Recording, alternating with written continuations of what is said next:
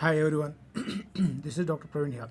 I am presenting a case of post Achilles tendon repair. I have repaired this torn Achilles tendon of a person about 7 to 8 years back by using modified Kessner method. Now we can see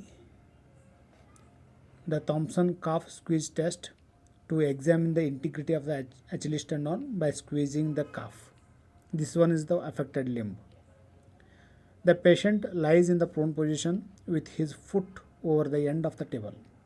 Alternatively, the patient could be prone with his knee flexed 90 degree and examiner squeezes the calf muscles.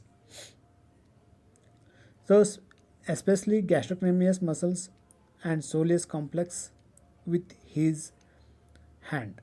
So, the person has to compress or squeeze the gastrocnemius and soleus complex. Squeezing the calf should cause the contraction of the Achilles tendon, resulting in the plantar flexion. We can appreciate very good plantar flexion on the affected limb.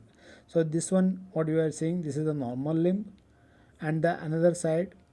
So that is the in the prone position. This is the right leg. So this is the operated side. Okay, so this shows a very good plantar flexion. If the Achilles tendon is completely ruptured, there will not be any apparent plantar flexion. So this is not 100% confirmatory. Sometimes it may leads into a false result or false identification also, but is a reliable clinical method of examining the integrity of the Achilles tendon.